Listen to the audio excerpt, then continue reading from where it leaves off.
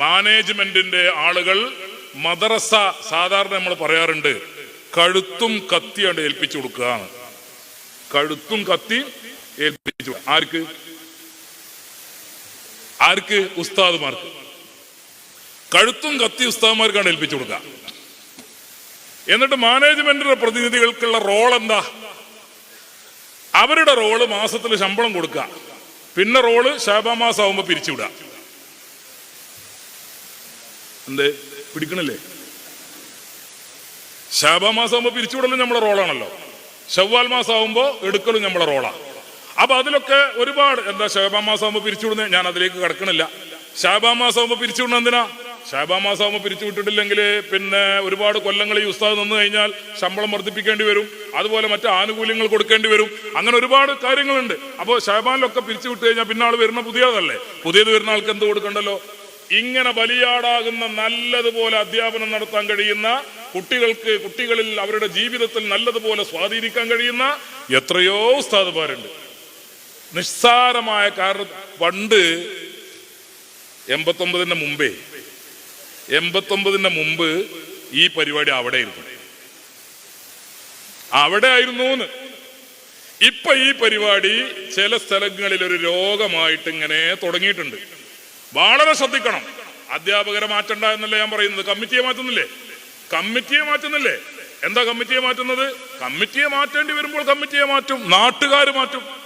അതേപോലെ ഉസ്താദുമാരെയും മാറ്റാം, അനിവാര്യ ഘട്ടങ്ങളിൽ മാത്രം. ഈ കാര്യം ഞാൻ ഇടക്ക് കയറി പറഞ്ഞതാണ്.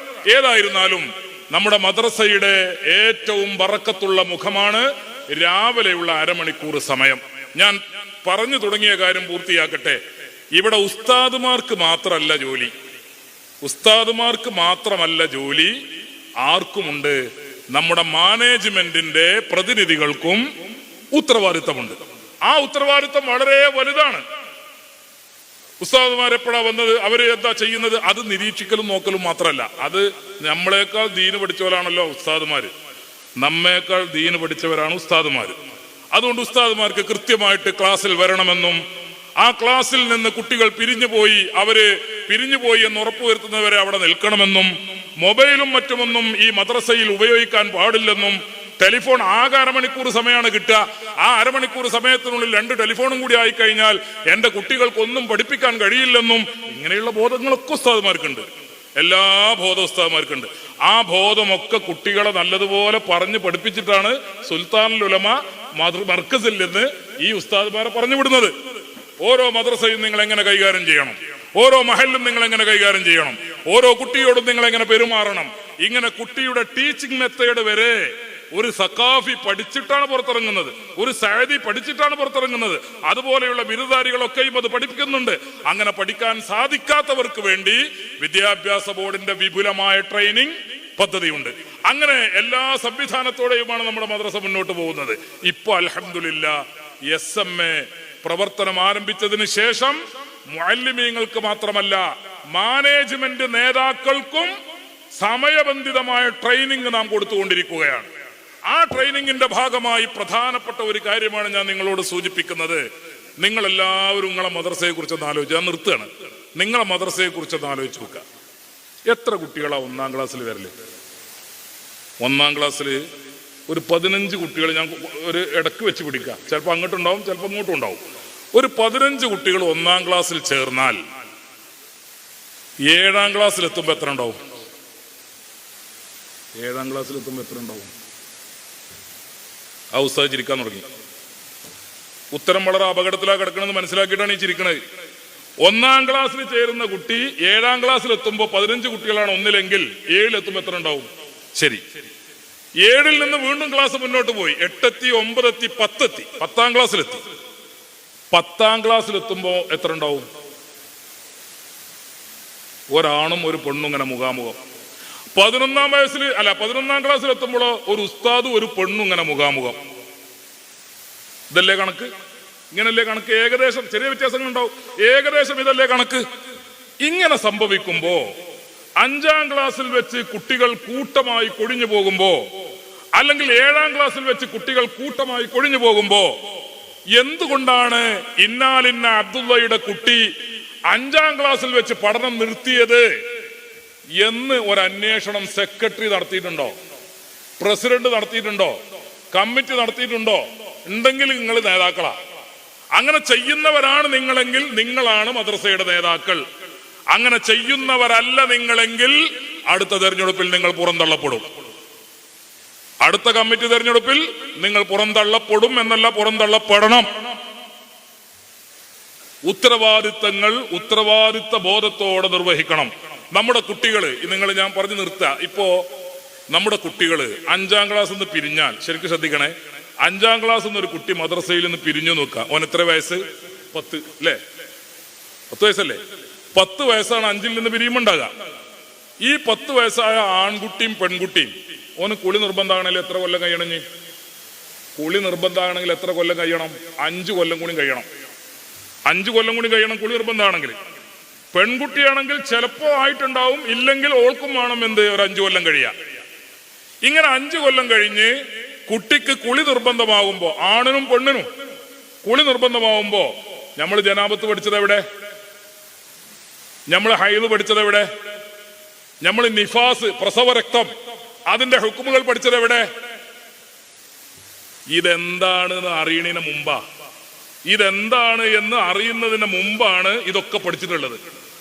ഇനി അത് അനുഭവിക്കാൻ തുടങ്ങുമ്പോൾ, അതായത് ജനാബത്തിന്റെ നെയ്യത്ത് വെക്കണം എന്ന ഒരു സാഹചര്യം വരുമ്പോൾ, ഹൈദ് കുളിക്കണം എന്ന സാഹചര്യം വരുമ്പോൾ കുട്ടി ഇങ്ങനെ ആലോചിച്ച് നോക്കാണ്, എന്തായിരുന്നു ഇപ്പൊ നെയ്യത്ത്?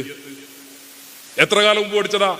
5ാം ക്ലാസ് നിന്ന് പഠിച്ചതും 2ാം ക്ലാസ് നിന്ന് പഠിച്ചതും 3ാം ക്ലാസ് നിന്ന് പഠിച്ചതും ഏതെങ്കിലും നെയ്യത്ത് ആർക്കെങ്കിലും ഓർമ്മ ഉണ്ടാവോ? ആർക്കെങ്കിലും ഓർമ്മ ഉണ്ടാവോ? ഒരു കുട്ടിക്ക് ആർത്തവ രക്തമുണ്ടായാൽ, ഒരു പെൺകുട്ടിക്ക് ആർത്തവ രക്തമുണ്ടായാൽ പ്രാഥമികമായി എന്ത് ചെയ്യണമെന്ന് പോലും അറിയാത്ത കുട്ടികൾ നമ്മുടെ മദ്രസയിൽ നിന്ന് പഠനം പൂർത്തിയാക്കി പുറത്തിറങ്ങുന്നു എന്ന കാര്യം നമ്മുടെ ഇംഗ്ലീഷ് മീഡിയം സ്കൂളുകളിലെ അമുസ്ലിം ടീച്ചർമാർ നമ്മോട് പറയാറുണ്ട്. അമുസ്ലിം ടീച്ചർമാർ പറയാണ്, കുട്ടിക്ക് ക്ലാസ് മുറിയിൽ ഇരിക്കവേ പെട്ടെന്ന് പ്രായപൂർത്തിയായി അതിന്റെ ലക്ഷണങ്ങൾ കണ്ടു, രക്തം വന്നു, എന്ത് ചെയ്യണമെന്ന് കുട്ടിക്കറിയില്ല, കുട്ടി വാവിട്ട് കരഞ്ഞുകൊണ്ടിരിക്കുന്നു. ഉമ്മത്തിന്റെ കോലാണ് പോണത്, ഉമ്മത്തിന്റെ കോലാണ്. എവിടുന്നാ ഉമ്മത്ത് പോണത്? നമ്മുടെ മദ്രസയിൽ നിന്നാണ്. നമ്മുടെ മദ്രസയിൽ നിന്നാണ് ഹൈദിന്റെയും നിഫാസിന്റെയും ജനാബത്തിന്റെയും ഒക്കെ നിയമങ്ങൾ കലക്കി കുടിക്കുന്ന മദ്രസയിൽ നിന്നാണ് നമ്മുടെ കുട്ടികൾ പുറത്തിറങ്ങുന്നത്. ആ കുട്ടികൾക്ക് കുളിയുടെ നെയ്യത്ത് എന്താണെന്നറിയില്ല, കുളിക്കുമ്പോൾ എന്താണ്, കുളിയുടെ ഫർദ് എന്താണ് എന്നറിയില്ല, ഹൈദിന്റെ മസാലകൾ എന്താണ്, നിഫാസിന്റെ ഇങ്ങനെ വന്നാൽ അതിന്റെ ഒരു ഗൗരവം നിങ്ങൾ ആലോചിച്ച് നോക്കൂ. ജനാബത്തുള്ള ഒരു കുട്ടി നെയ്യത്ത് വെച്ച് അതിന്റെ ചിട്ടപ്രകാരം കുളിച്ചിട്ടില്ലെങ്കിൽ പിന്നെ ഓന്റെ നിക്കാരങ്ങളുടെ ഒക്കെ അവസ്ഥ എന്താ? ഓന്റെ ജീവിതത്തിന്റെ അവസ്ഥ എന്താ? ഓന്റെ എല്ലാം എന്തായില്ലേ? അതേപോലെ ഒരു പെൺകുട്ടിക്ക് അവൾക്ക് ഹൈദ് വന്നാൽ എന്ത് ചെയ്യണം, കുളിക്കേണ്ടത് എങ്ങനെയാണ്, നിഫാസിനെ എങ്ങനെ കൈകാര്യം ചെയ്യണം, ഇനി ഇസ്തിഹാലത്ത് എന്ന് പറഞ്ഞിട്ട് ഒരു സംഗതിയുണ്ട്, രോഗസംബന്ധമായ രക്തമാണ്, അത് വന്നാൽ എങ്ങനെയാണ് കൈകാര്യം ചെയ്യേണ്ടത്, ഇതൊക്കെ നമ്മുടെ മദ്രസയിൽ നിന്ന് പഠിപ്പിക്കുന്നുണ്ട്. പക്ഷേ ആ കുട്ടികൾ തിരിച്ചറിവിന്റെ പ്രായമാകുന്നതിന് മുമ്പ് ആ കുട്ടികൾ നമുക്ക് നഷ്ടപ്പെട്ടു പോകുന്നു. അതുകൊണ്ട് ഞാൻ 2 കാര്യം ഇവിടെ പറയാം. ഒന്ന്, മദ്രസയിൽ നിന്ന് കുട്ടികൾ കൊഴിഞ്ഞു പോകുന്നത് നമ്മുടെ മാനേജ്മെന്റ് വളരെ ജാഗ്രതയോടെ കാണുകയും രക്ഷിതാക്കളുമായി ബന്ധപ്പെട്ട് അത് തടയാനുള്ള സാധ്യമായ എല്ലാ മാർഗങ്ങളും അവലംബിക്കുകയും വേണം, സ്വീകരിക്കുകയും വേണം. ഒന്നത്. രണ്ടാമത്തെ കാര്യം, നമ്മുടെ കൊഴിഞ്ഞു പോകുന്ന കുട്ടികളാണെങ്കിലും ഇനി പഠനം പൂർത്തിയാക്കിയ കുട്ടികളാണെങ്കിലും അവര് പഠിക്കുന്ന സമയത്ത് അവരുടെ ജീവിതത്തിൽ അത്തരം അനുഭവങ്ങൾ ഇല്ലാത്തത് കൊണ്ട് അവരൊരു പക്ഷേ അതൊക്കെ ഒരു തമാശയായി അല്ലെങ്കിൽ ഒരു നേരം പോക്കായി അവരത് കേട്ടിരിക്കുകയും അങ്ങനെ അവഗണിച്ച് തള്ളുകയും ചെയ്ത ഒരുപാട് കാര്യങ്ങളുണ്ട്. അത്തരം കുട്ടികൾക്ക് പ്രായപൂർത്തി വരുമ്പോൾ, നിർബന്ധമായ കുളിക്കണം എന്ന് വരുമ്പോൾ, ഹൈദ് കൈകാര്യം ചെയ്യണം, നിഫാസ് കൈകാര്യം ചെയ്യണം, ഇസ്തിഹാലത്ത് കൈകാര്യം ചെയ്യണം എന്നൊക്കെ ഒരു ഘട്ടം വരുമ്പോൾ അവരുടെ അന്തരംഗം മന്ത്രിക്കും. എന്തോരോ, നമ്മൾ ഇപ്പോഴാണ് മദ്രസയിൽ പഠിച്ചിരുന്നതെങ്കിൽ, ഇപ്പോഴാണ് നമ്മൾ മദ്രസയിൽ പഠിച്ചിരുന്നതെങ്കിൽ, ഇപ്പോഴാണ് നമ്മൾ 5ാം ക്ലാസ്സിൽ പഠിപ്പിച്ച ഉസ്താദ് ഉണ്ടല്ലോ, 7ാം ക്ലാസ്സിൽ പഠിപ്പിച്ച ഉസ്താദ് ഉണ്ടല്ലോ, ആ ഉസ്താദ് ഇപ്പോഴാണ് നമ്മളെ പഠിപ്പിച്ചിരുന്നതെങ്കിൽ എന്തൊരു ഫലവത്താകുമായിരുന്നു എന്ന് കെട്ടിക്കാനിരിക്കുന്ന മകള്, കെട്ടിക്കാൻ പ്രായമായ മകള്, കെട്ടാൻ പ്രായമായ മകൻ ആഗ്രഹിക്കുന്ന, ആലോചിക്കുന്ന ഒരു സമയമുണ്ട്. ആ സമയത്ത് കമ്മിറ്റി അവരെ പിടിക്കണം. ആ സമയത്ത് പിടിക്കണം.